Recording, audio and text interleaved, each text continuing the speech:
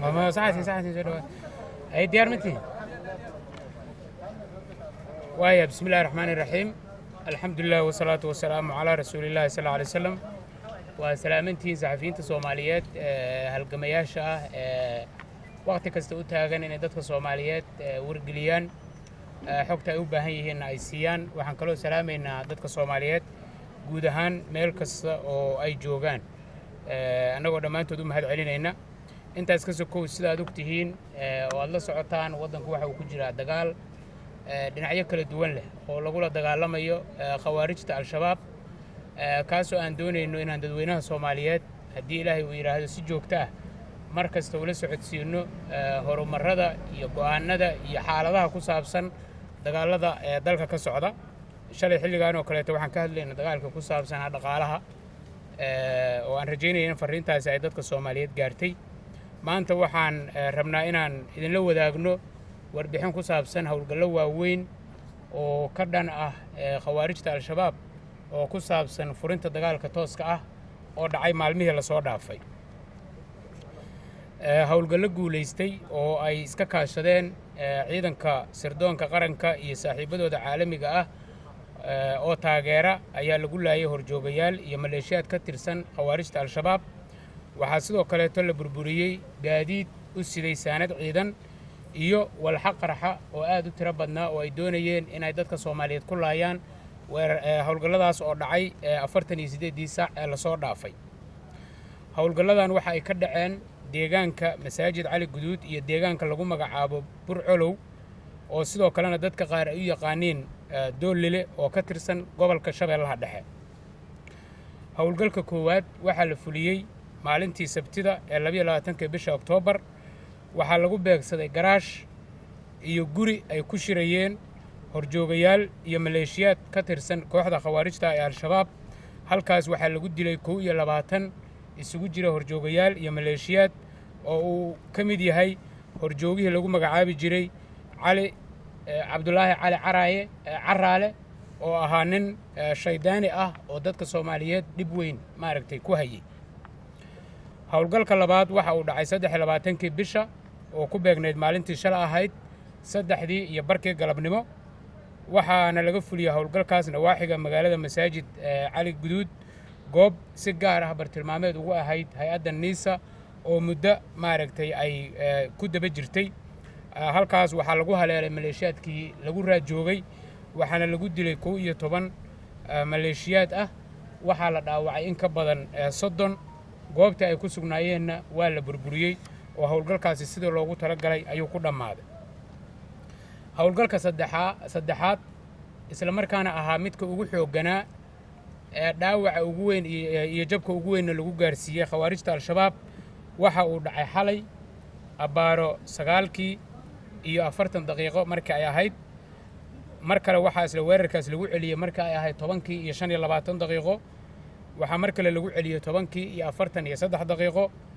waxa sidoo kale mar kale uu dhacay hawlgalkaasi xalay 12 AM saqda dhexe waxaana uu ka dhacay hawlgalkaas deegaan u jira 10 kiiloomitir masaajid cali guduud oo lagu magacaabo doolile ama loo yaqaano burcolow kaasoo dhanka galbeed ka xiga magaalada masaajid cali guduud waxa goobtaas weerarka ku sugnaa oo isku diyaarinayay kooxda ay khawaarijtu ku magacaabaan jabhadda oo u diyaar garoobaysa weerar ay ku qaadaan ciidamada xoogga dalka Soomaaliyeed iyo ciidanka deegaanka ee mujaahidiinta ah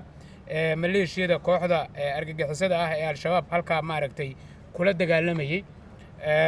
kooxda halka joogtay waxa hogaaminaya horjoogo lagu magacaabo Muscab Cabdulla Sanay iyo horjoogayaal kale oo ka tirsan kooxda khawaarijta ah ee al-shabaab weerarada xala dhacay midka koowaad aan hadda idin sheegay midka koowaad waxa lagu beegsaday gaari weyn oo nuuciisu uu yahay BG oo ay saarayd saanad ciidan iyo rasaas oo kooxda argagixisada ah ee khawaarijta al-shabaab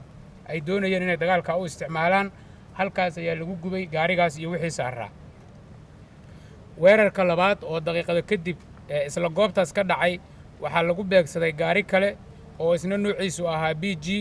oo ay saarayeen walxa qarxa oo tankoodu aad u weynaa qaraxaas oo burburiyay dhul gaaraya 1 kiiloomitir oo isku wareeg ah wuxuuna qaraxaas laayay oo ku dhammaaday maleeshiyaadkii iyo horjoogayaashii goobtaas joogay ee dagaalka isku diyaarinayay inta la aqoonsada meydadkooda waa 9 ka tirsan horjoogayaasha iyo maleeshiyaadka oo halkaas ku dhintay laakiin intooda badan ma aanay suurtagelin in la aqoonsado maadaama jirkoodu googo'ay wejiyadoodana ay gubteen oo ay adkayd in la aqoonsado weerarka afraad waxaa lagu beegsaday oo ah mid ka dhacay xalay saqdi dhexe 12kii maleeshiyadii intii ka badbaaday labadaas weerar hore oo iyagoo is aruursanaya oo jooga meel aan ka fogeyn goobtaas mar kale halkaas iyagana muxuu ahaa tallaabo looga qaaday dowladda Soomaaliyeed waxay aaminsan tahay in tirada dhimashada khawaarijta ee weerarada aan kor idinku sheegay ay kor u dhaafayso 100 welina ma jira tiro koob rasmi ah maadaama meydadkooda iyaga laftigooda ay qaar weli ururinayaan qaarna dadka socotada iyo dadka dhulka ku nool ay ku arkayaan dhulka hawdka ah iyo meelaha ay hawlgalladu ka dhaceen waxaana saaka deegaanka lagu magacaabo Alkawthar oo u dhow magaalada Aadan Yabaal ay geeyeen 33 ka mid ah meydadkoodii khawaarijtii iyo horjoogayaasha halkaas looga laayay hawlgalladan waxaa suurto geliyay qorshe isku dubaridan oo ay hogaaminaysay hay'adda nabad sugidda iyo sirdoonka qaranka oo kaashanaysa saaxiibadeena caalamiga ah oo aan uga mahad celinayno doorkooda iyo garab istaagooda ay ku garab taagan yihiin shacabka iyo dowladda Soomaaliyeed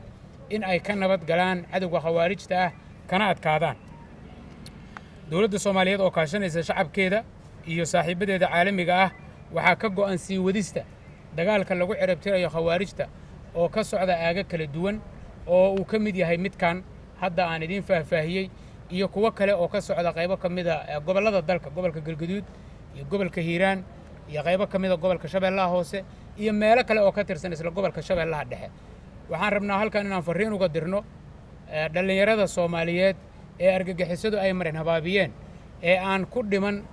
ama aan ku dhaawacmin hawlgallada socda waxaan leenahay kuwa dhintay ee khawaarijta ah fursaddii ay shalay ku toobad keeni kareen maanta ma haystaan fursaddii ay ku soo baxsan kareen oo shalay haysteenna maanta ma haystaan kuwiina haysta fursadda aad ku toobad keeni kartaan ha ku dhimanina safka shaydaaniga ah ee khawaarijnimada ee ahlunaarnimada ee ka soo baxa naftiina ha waxyeelaynina ee ka soo hara idinku ma tihiin kuwa dembiyada galay ee waaweyn ee loo socda ka soo wareega hortooda meesha ay saaxiibadiin mareen inaad martaan iyo inaad naftiinna iyo aakhiradiinna badbaadsataan labada ayaad kala dooranaysaan daqiiqad kasta oo idin soo martana waa waqti idin dhaafay oo aan idinku soo noqonaynin sidaas daraaddeed waxaan mar kasta xusuusinaynaa dhiiggiinna iyo dhimashadiinna ahmiyad nooma aha noloshiinna iyo nabadqabkiinna ayaa ahmiyad noo ah ka soo hara kuwa u taagan inay idinka idin dilaan iyo inay waalidkiin dilaan dadkiinna u soo noqda waxa idinka khaldamay ayaa laydiin toosinayaa akhlaaqda ayaa laydiin hagaajinayaa kadibna dadkiinna ayaa dib ula midoobaysaan sida kuwa idinka horreeyay oo kaleeta ay sameeyeen aad iyo aad ayaad u mahadsan tihiin asalaamu calaykum waraxmatullahi wabarakaatu